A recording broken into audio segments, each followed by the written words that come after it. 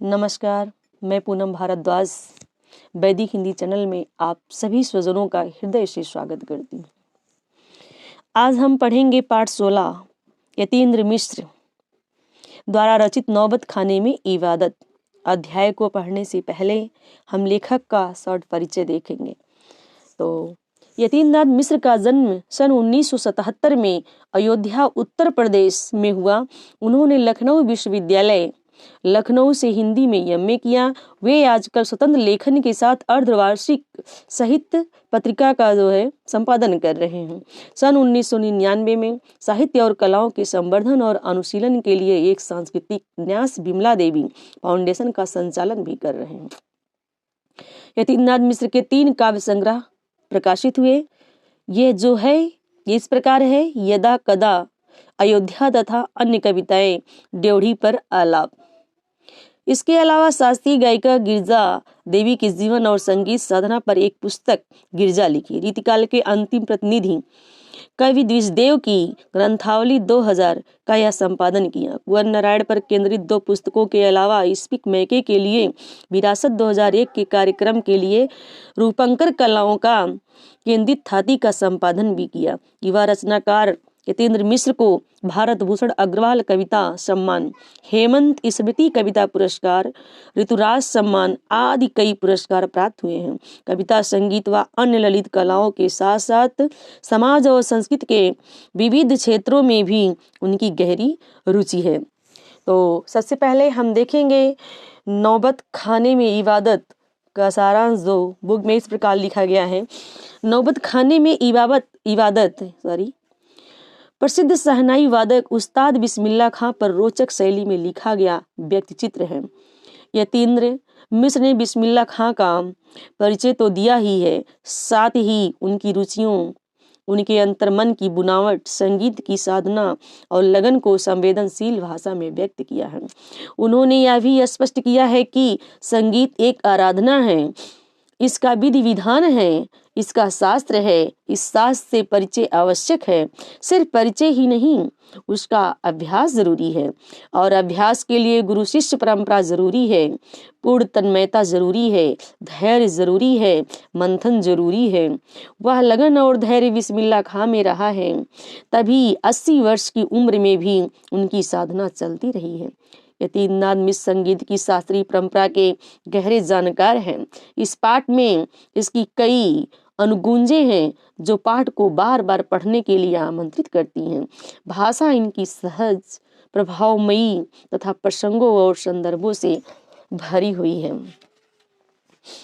आगे हम अध्याय को शुरू करेंगे। तो नौबत खाने में इबादत। सन 1916 से 1922 के आसपास की काशी पंचगंगा घाट स्थित बालाजी मंदिर की ड्योढ़ी का नौबत खाना और नौबत खाने से निकलने वाली मंगल ध्वनि। कवि कहता है सन 1916 से 22 के आसपास की जो बनारस, काशी का मतलब बनारस, जो काशी थी, बता रहे हैं कि पंचगंगा घाट स्थित जो बालाजी की मंदिर की ड्योढ़ी थी और ड्योढ़ी का नौबत खाना और नौबत खाने से निकलने वाली जो मंगल ध्वनि निकलती थी।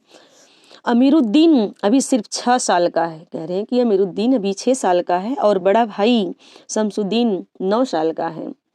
अमीरुद्दीन को पता नहीं है कि राग किस चिड़िया को कहते हैं। अभी वह 6 साल का बच्चा है, परंतु उसे ये पता नहीं है कि राग हम किसे कहते हैं, किस चिड़िया को कहते हैं, राग क्या होता है। और ये लोग हैं मामू जान वगैरह, जो बात बात पर भीम पलासी और मुल्तानी कहते रहते हैं। वो तो जानता नहीं था, और जो उनके मामा वगैरह थे वो इन सब पर बराबर बात करते रहते थे, जिसे उसे कुछ पता नहीं था ये किस विषय में बात कर रहे हैं। क्या वाजिब मतलब हो सकता है इन शब्दों का? कहने का मतलब, वाजिब का मतलब क्या होता है, ऐसे शब्दों से वह बालक परिचित नहीं था। इस लिहाज से अभी उम्र नहीं है। अमीरुद्दीन की जान सके इन भारी शब्दों का वजन कितना होगा। गोया इतना जरूर है कि अमीरुद्दीन व शमसुद्दीन के मामा द्वय शाहिद हुसैन तथा अली बख्श देश के जाने माने शहनाई वादक हैं।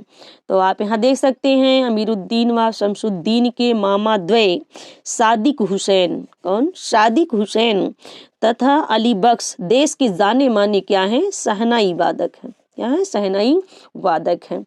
विभिन्न रियासतों के दरबार में बजाने जाते हैं और रोजाना मसे में बालाजी का मंदिर सबसे ऊपर आता है। जो रोज की उनकी जो दिनचर्या था वहाँ जो है सबसे ऊपर बालाजी का मंदिर आता है। यहाँ पर ये लोग गायन प्रस्तुत करते जाया करते थे, गाना यहाँ पर प्रस्तुत करते थे और बजाते थे।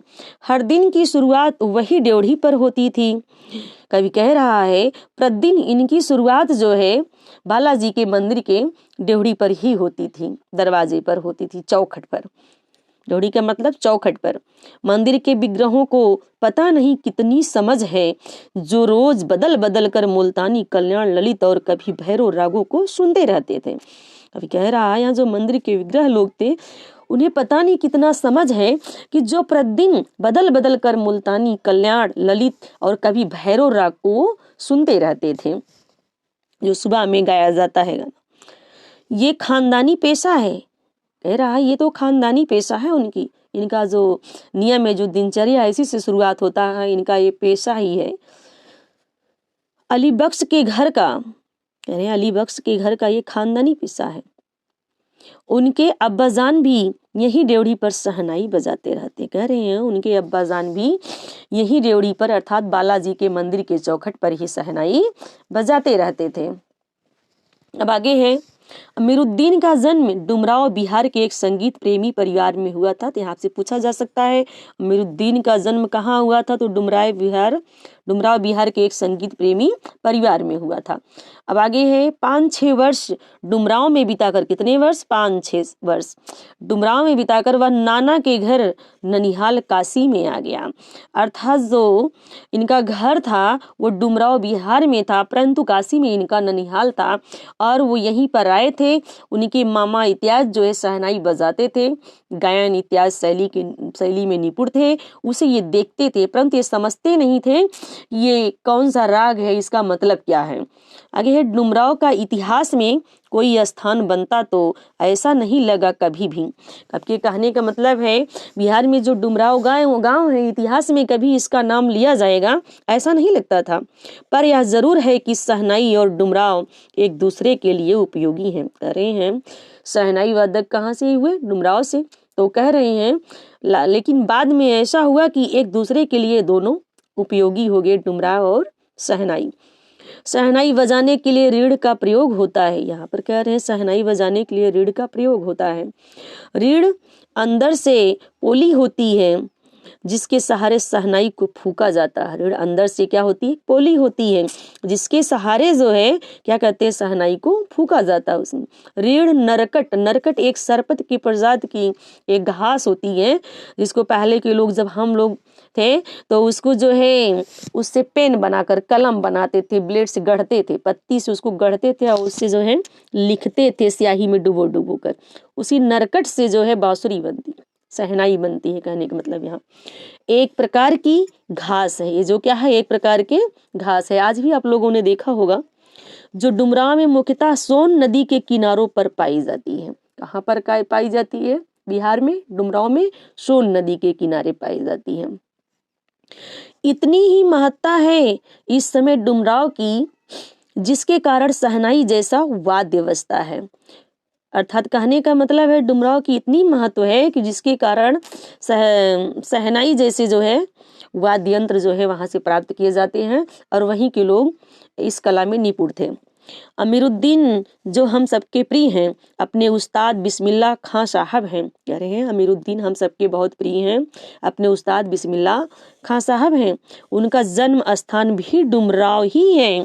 और कह रहे हैं अमीरुद्दीन के अलावा जो अपने उस्ताद बिस्मिल्लाह खां साहब हैं उनका भी जन्म स्थान कहाँ है?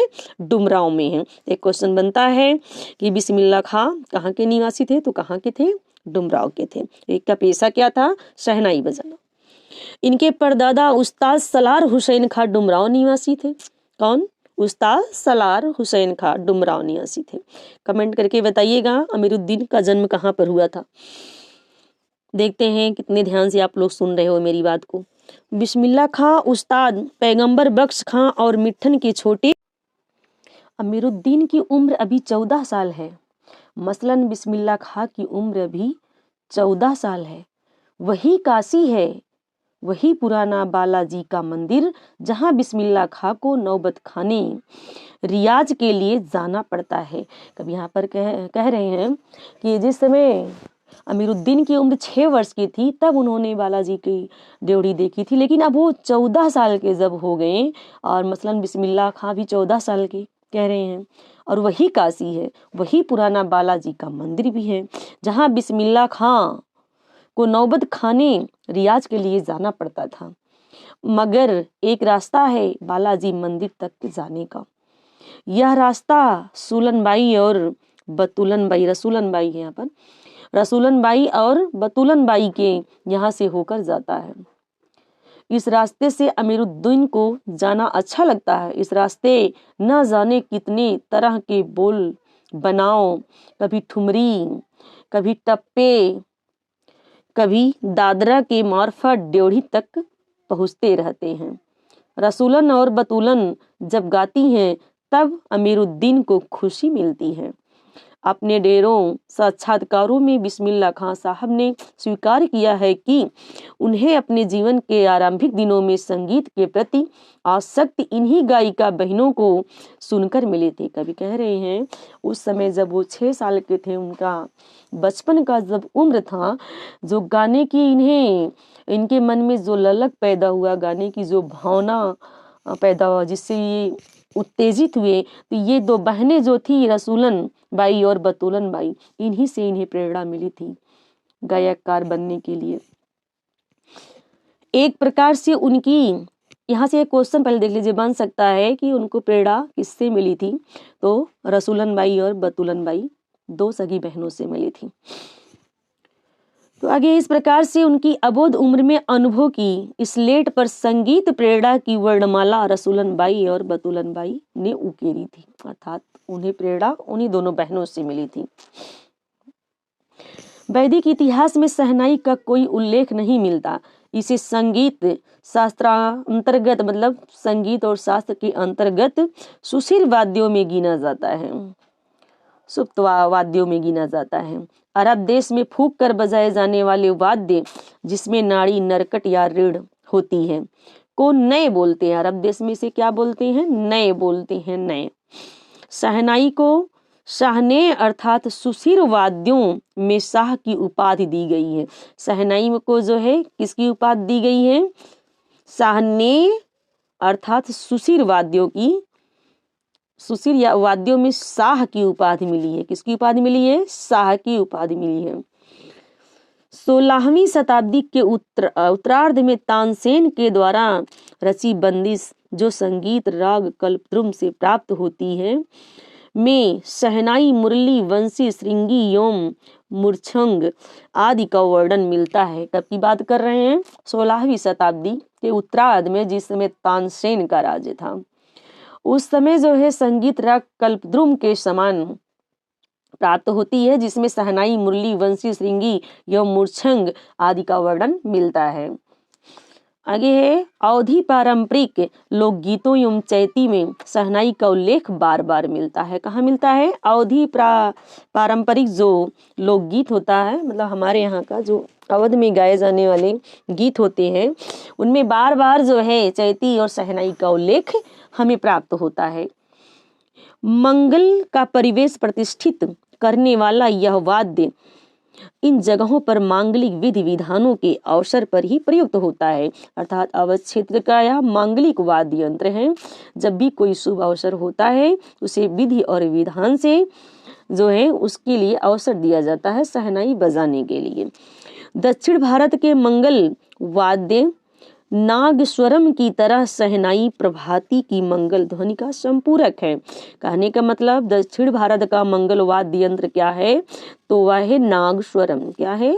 नागस्वरम की तरह अपने यहाँ जो अवध क्षेत्र में शहनाई प्रभाती, मतलब सुबह, प्रभाती मतलब सुबह में गाया जाने वाला राग, गाया जाने वाला गाना को मंगल ध्वनि का संपूरक मानते हैं।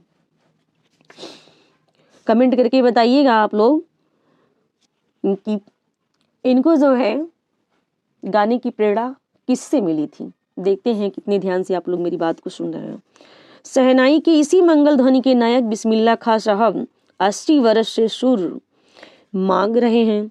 सच्चे सुर की नमेत 80 बरस की पांचों वक्त वाली नमाज इसी सुर को पाने की प्रार्थना में खर्च हो जाती है।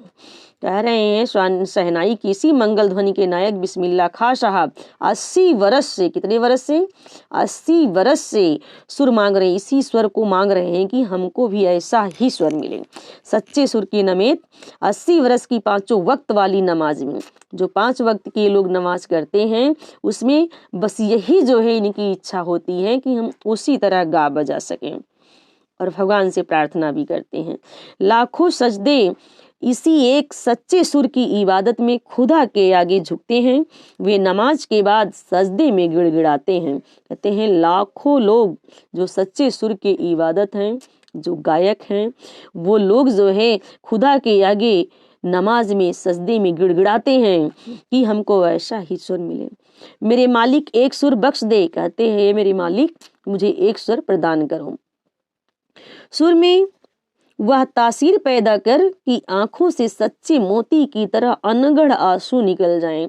तय कि ऐसा सुर हमें प्रदान करें ताकि उस स्वर को, उस लय में, उस तान में गाते गाते आंखों से आंसू निकल पड़े।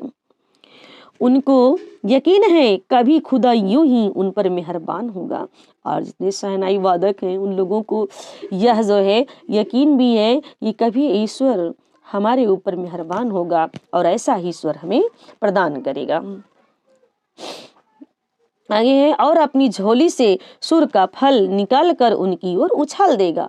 ईश्वर पर विश्वास करते हुए कहता है कि जो शहनाई वादक लोग हैं वो लोग सोचते हैं, जैसे बिस्मिल्लाह खां वगैरह, कि जो है अपनी झोली से खुदा जो है स्वर को निकाल कर उछालेगा और फिर कहेगा ले जा अमीरुद्दीन, इसको खा ले और कर ले अपनी मुराद पूरी।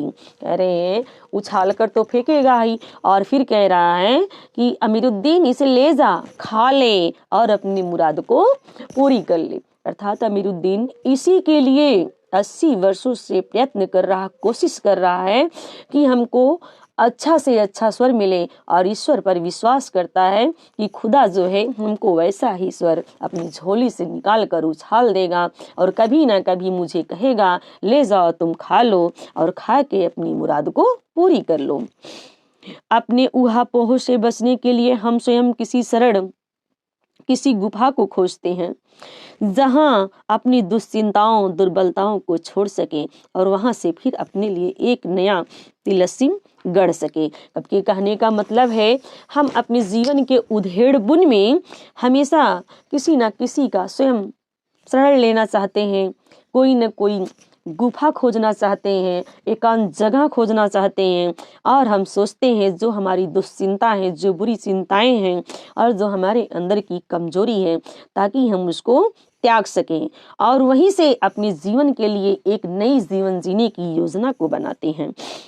हिरन अपनी ही महक से परेशान पूरे जंगल में उस वरदान को खोजता है। कहने का मतलब है हिरण के नाभ में कस्तूरी होती है परंतु उसे पता नहीं होता है, उसी के महक को खोजने के लिए वह वन वन भटकता है।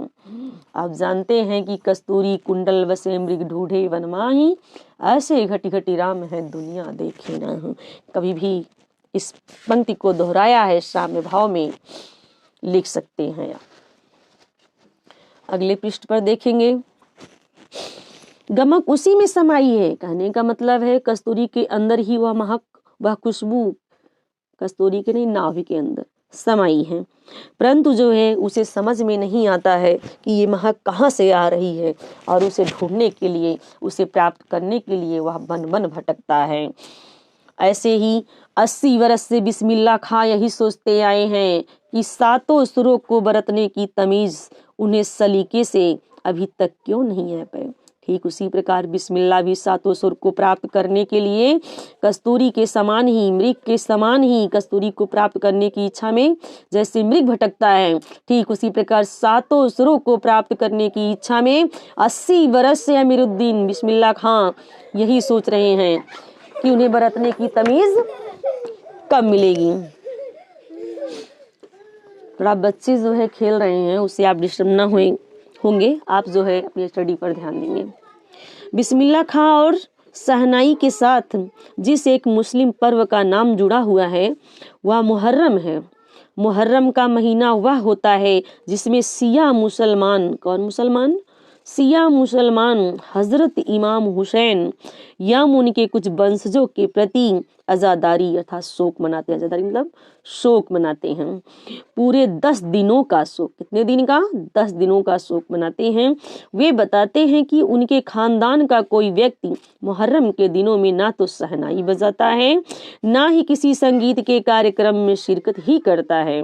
8वीं तारीख उनके लिए खास महत्व की है। इन दिन खां साहब खड़े होकर शहनाई बजाते हैं। वह दाल मंडी की फातमान के करीब 8 किलोमीटर की दूरी तक पैदल रोते हुए नौहा बजाते जाते हैं। इस दिन कोई राग नहीं बजता।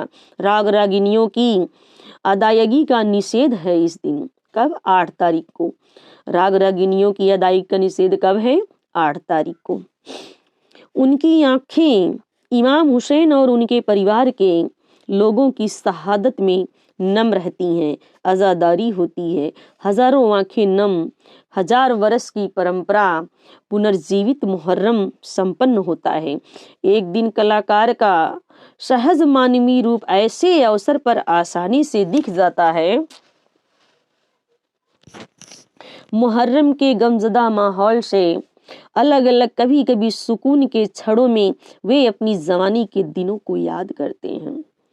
जब ये 80 वर्ष से सातों सुर को प्राप्त करने के लिए तपस्या कर रहे थे, प्रयास कर रहे थे, परिश्रम कर रहे थे, तो जाहिर सी बात है 80 वर्ष तक तो बूढ़े तो हो ही जाएंगे। तो कह रहे हैं अपने बुढ़ापे के दिनों में वे कभी कभी जो है अपनी जवानी के दिनों को याद किया करते थे। वे अपने रियाज को कम, उन दिनों के अपने जुनून को अधिक याद करते हैं। अपने अब्बाजान और उस्ताद को कम, पक्का महाल की कुलसुम हलवाइन की कचौड़ी वाली दुकान व गीता बाली और सुलोचना को ज्यादा याद करते हैं। कहते हैं अपने अब्बा को तो कम याद करते थे, लेकिन जहाँ पर वो पकौड़ी खाते थे, कुलसुम हलवाइन की कचौड़ी खाते थे, उस दुकान को बहुत ज्यादा याद करते थे। कैसे सुलोचना उनकी पसंदीदा हीरोइन रही थी। इस कौन सी? सुलोचना। सुलोचना उनकी पसंदीदा क्या थी? हीरोइन थी। बड़ी रहस्यमय मुस्कुराहट के साथ गालों पर चमक आ जाती थी जब वे अपने उन दिनों को याद करते थे। खां साहब की अनुभवी आंखें और जल्दी ही खिस्म से हंस देने की ईश्वरी कृपा आज भी बदस्तूर कायम है। अगले पृष्ठ पर चलते हैं।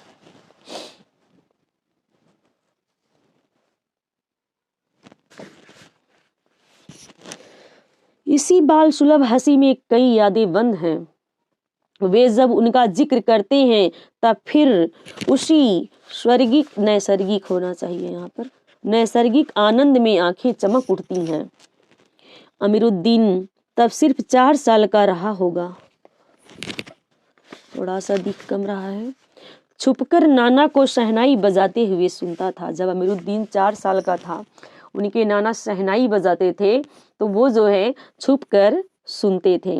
रियाज के बाद जब अपनी जगह से उठकर चले जाएं तब जाकर ढेरों छोटी बड़ी शहनाइयों की भीड़ से अपने नाना वाली शहनाई ढूंढता और एक एक शहनाई को फेंक कर खारिज करता जाता।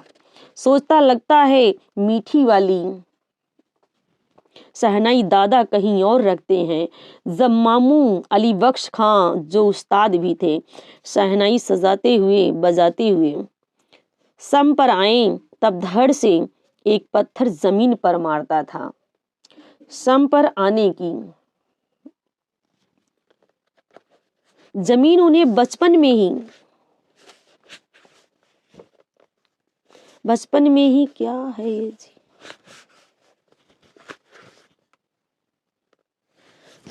यहाँ तमीज होना चाहिए, देख लीजिएगा। तमीज उन्हें बचपन में ही आ गई थी, मगर बच्चे को यह नहीं पता था कि दाद वाह करके की जाती है, सिर हिलाकर दी जाती है, पत्थर पटक कर नहीं। और बचपन के समय फिल्मों में बुखार के बारे में तो पूछना ही क्या, उस समय 3rd क्लास के लिए 6 पैसे का टिकट लगता था। अमीरुद्दीन 2 पैसे मामू से, 2 पैसे मोपी से और 2 पैसे नानी से लेता, फिर टिकटों की लाइन लगाकर टिकट हासिल करता था, घंटों की लाइन से। इधर सुलोचना की नई फिल्म सिनेमा हॉल में आई और उधर अमीरुद्दीन अपनी कमाई लेकर चला फिल्म देखने, जो बालाजी मंदिर पर रोज शहनाई बजाने से उसे मिलती थी। जो बालाजी मंदिर पर शहनाई बजाने से उन्हें मिलती थी, उन पैसों को लेकर वो सुलोचना की फिल्म देखने चले जाते थे। एक अठन्नी मेहनताना उस पर यह शौक जबरदस्त था कि सुलोचना की कोई नई फिल्म ना छूटे। और कुलसुम की देसी घी वाली दुकान, वहां की संगीतमय कचौड़ी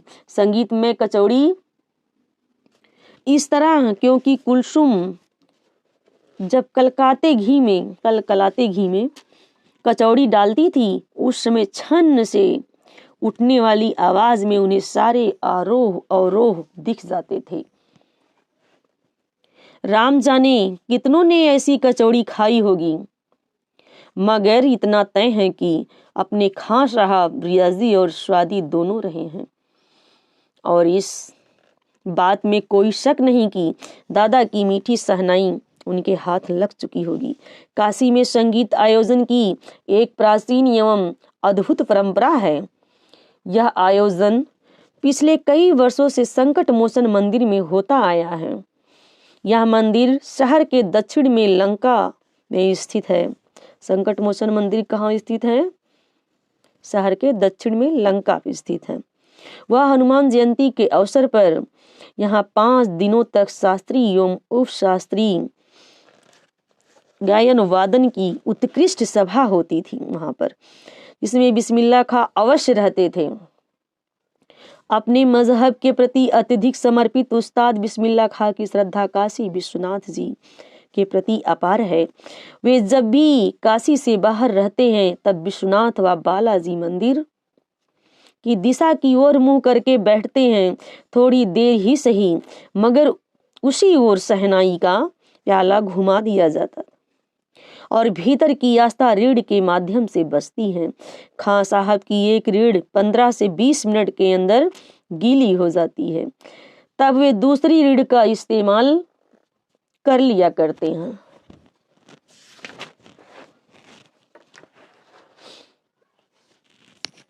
अक्सर कहते हैं, क्या करें मियाँ, ई काशी छोड़कर कहाँ जाएं। गंगा मैया यहाँ, बाबा विश्वनाथ यहाँ, बालाजी का मंदिर यहाँ हमारे खानदान की कई पुश्तों ने शहनाई बजाई है। कहते हैं, इस काशी को छोड़कर हम कहाँ जाएंगे, यहाँ पर हमारे पूर्वजों ने बहुत दिनों से शहनाई बजाई है। हमारे नाना तो वहीं बालाजी मंदिर में बड़े प्रतिष्ठित शहनाई वाज रह चुके हैं। अब हम क्या करें, मरते दम तक ना या शहनाई छूटेगी ना काशी। जिस जमीन ने हमें तालीम दी, जहां से अदब पाई, वो कहाँ और मिलेगी। शहनाई और काशी से बढ़कर कोई जन्नत नहीं इस धरती पर हमारे लिए। अमीरुद्दीन कहते हैं, इस काशी को हम छोड़कर भला और कहाँ जा सकते हैं। इसी काशी से ही हमने अदब सीखा है, इसी काशी से ही हमने शहनाई बजाना सीखा है। और हमारे नाना इत्यादि भी मरते दम तक इस शहनाई को और इस काशी को नहीं छोड़े थे, और हम भी ऐसा नहीं करेंगे। ऐसी जन्नत हमें कहीं नहीं मिलेगी। काशी संस्कृत की पाठशाला है, शास्त्रों में आनंद कानन के नाम से प्रतिष्ठित है। काशी को शास्त्र में किसके नाम से जाना जाता है, तो आनंद कानन के नाम से जाना जाता है। इसे आप लोग ध्यान देंगे। काशी में कलाधर हनुमान व नित्य विश्वनाथ हैं। काशी में बिस्मिल्लाह खां हैं। काशी में हजारों सालों का इतिहास है, जिसमें पंडित कंठे महाराज हैं, विद्याधरी हैं, बड़े रामदास जी हैं, मौजूद्दीन खां हैं। वाइन रसिकों से उपकृत होने वाला अपार जन समूह है। यह एक अलग काशी है, जिसकी अलग तहजीब है, अपनी बोली और अपने विशिष्ट लोग हैं। इनके अपने उत्सव हैं, अपना गम, अपना सेहरा बनना और अपना नौहा। आप यहाँ संगीत को भक्ति से, भक्ति को किसी भी धर्म के कलाकार से, कजरी की चैती से, विश्वनाथ को विशालाक्षी से, बिस्मिल्लाह खां को गंगा द्वार से अलग करके नहीं देख सकते। अक्सर समारोहों यौम उत्सव में दुनिया कहती है कि ये बिस्मिल्लाह खां है। बिस्मिल्लाह खां का मतलब बिस्मिल्लाह खां की शहनाई। अगर बिस्मिल्लाह खां का नाम लिया तो इसका मतलब है आपको याद आ जाना चाहिए बिस्मिल्लाह खां की शहनाई। बिस्मिल्लाह खां शहनाई कैसे बजाते थे, अर्थात बिस्मिल्लाह खां शहनाई वादक थे। शहनाई का तात्पर्य बिस्मिल्लाह खां का हाथ से ऐसे इतना भर की बिस्मिल्लाह खां की फूक और शहनाई की जादुई आवाज का असर हमारे सिर चढ़कर बोलने लगता है। शहनाई में सरगम भरा है। खां साहब को ताल मालूम है, राग मालूम है। खां साहब को ये पता है किस राग में, किस ताल में हमें कैसे गाना है। ऐसा नहीं कि बेताले जाएंगे। शहनाई में सात सुर लेकर निकल पड़े। शहनाई में परवरदिगार गंगा मैया उस्ताद की नसीहत लेकर उतर पड़े। दुनिया कहती सुभान अल्लाह, दुनिया का सुभान अल्लाह, इस पर बिस्मिल्लाह खां कहते अल्हम्दुलिल्लाह है। छोटी छोटी उपज से मिलकर एक बड़ा आकार बनता है। शहनाई का करतब शुरू होने लगता है। बिस्मिल्लाह खां का संसार सुरीला होना शुरू हुआ। फूक में अजान की तासीर उतरती चली आई। देखते देखते शहनाई 1.5 शतक से साज से 2 शतक का साज बना। साजों की कतार में सरताज हो गई। अमीरुद्दीन की शहनाई गूंज उठी। उस फकीर की दुआ लगी जिसने अमीरुद्दीन से कहा था बजा बजा बजा।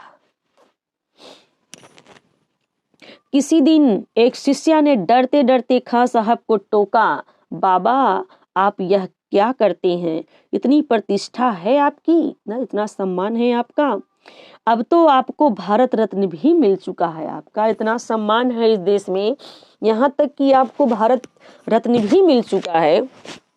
यह फटी तहमद ना पहना करें, ये फटे तहमद कपड़े ना पहना करें, अच्छा नहीं लगता। जब भी कोई आता है आप इसी फटी तहमद में सबसे मिलते हैं। खां साहब मुस्कुराए, लाड से भरकर बोले, प्यार से बोले, पगली ई भारत रत्न हमको सहनैया पे मिला है, लुंगिया पे नहीं। अरे जो भी हम लुंगिया, जो इस तरह के कपड़े बेकार कपड़े पहनते हैं, हमको लुंगी पे थोड़ी ना मिली है, हमको तो सहनाई पे मिली है। ये हमारा जो वेशभूषा है यही रहेगा, हम यही पहनेंगे। तुम लोगों की तरह बनाव श्रृंगार देखते रहते तो उम्र ही बीत जाती, हो चुकती शहनाई। कह रहे हैं यदि हम तुम लोगों की तरह सजते संवरते बनावटीपन करते तो हमारी उम्र बीत जाती और हम शहनाई वादक ना बन पाते, तब क्या खाक रिवाज हो पाता। ठीक है बिटिया, आगे से नहीं पहनेंगे, मगर इतना बताए देते कि मालिक से यही दुआ है, फटा सुर ना बख्शे। ठीक है, मैं इतना बता देता हूँ कि फटी लुंगी तो नहीं पहनूंगा, परंतु मालिक से इतना दुआ करूँ कि जो है हमारा स्वर ना फटे, हमारा गला सही रहे। लुंगिया का क्या है, आज फटी है तो कल सी जाएगी। लुंगी आज अगर फटी है तो कल सिला भी जा सकता है, लेकिन स्वर अगर बेसुर हो गया तो उसे फिर से वापस नहीं लाया जा सकता। सन 2000 की बात है। पक्का महाल काशी विश्वनाथ से लगा हुआ अधिकतम इलाका से मलाई बर्फ बेचने वाले जा चुके हैं। खां साहब को इसकी कमी खलती है। अब देसी घी में वह बात कहाँ और कहाँ तक वह कचौड़ी जलेबी खां साहब को बड़ी शिद्दत से कमी खलती है। अब संगतियों के लिए गायकों के मन में कोई आदर नहीं रहा। खां साहब अफसोस जताते हैं, अब घंटों रियाज को कौन पूछता है। हैरान है बिस्मिल्लाह खां, कहाँ वह कजली चैती और अदब का जमाना। सचमुच हैरान करती है काशी पक्का महाल से, जैसे मलाई बर्फ गया संगीत साहित्य और अदब की बहुत सारी परंपराएं लुप्त हो गईं। एक सच्चे सुर साधक और सामाजिक की भांति बिस्मिल्लाह खां साहब को अब सबकी कमी खलती है। काशी में जिस तरह बाबा विश्वनाथ और बिस्मिल्लाह खां एक दूसरे के पूरक रहे हैं, उसी तरह मुहर्रम, ताजिया और होली अबीर गुलाल की गंगा जामनी संस्कृति की एक दूसरे के पूरक हैं। अभी जल्दी ही बहुत कुछ इतिहास बन चुका है, अभी आगे बहुत कुछ इतिहास बन जाएगा। फिर भी कुछ बचा है जो सिर्फ काशी में है। काशी आज की संगीत के स्वर पर जगती और उसी की थप्पों पर सोती है। काशी में मरण भी मंगल माना जाता है। काशी आनंद कानन है। सबसे बड़ी बात है कि काशी के पास उस्ताद बिस्मिल्लाह खां जैसा लय और सुर की तमीज सिखाने वाला नायाब हीरा रहा है, जो हमेशा से दो कामों को एक होने व आपस में भाईचारे के साथ रहने की प्रेरणा देता रहा है। भारत रत्न से लेकर इस देश के ढेरों विश्वविद्यालयों की मानद उपाधियों से अलंकृत व संगीत नाटक अकादमी पुरस्कार एवं पद्म विभूषण जैसे सम्मानों से नहीं, बल्कि अपनी अजेय संगीत यात्रा के लिए बिस्मिल्लाह खां साहब भविष्य में हमेशा संगीत के नायक बने रहेंगे। 90 वर्ष की भरी पूरी आयु में 21 अगस्त सन 2006 को संगीत रसिकों की हार्दिक सभा से विदा हुए खां साहब की सबसे बड़ी देन हमें यही है कि पूरे 80 वर्ष उन्होंने संगीत को संपूर्णता व एकाधिकार से सीखने की जिजीविषा को अपने भीतर जिंदा रखा। अब आगे आपको क्वेश्चन आंसर कल करवाया जाएगा और ये बहुत ही रोचक कहानी है जो बिस्मिल्लाह खां के बारे में है, जो हमारे भारत के प्रमुख शहनाई वादक रहे हैं। तो आप जो है इसे रिवीजन के तौर पर पढ़ेंगे, वीडियो को पूरा देखेंगे, इसी के माध्यम से इसी बहाने आपका रिवीजन हो जाएगा। मिलते हैं किसी और वीडियो के साथ। वीडियो देखने के लिए धन्यवाद। जय हिंद, जय हिंदी।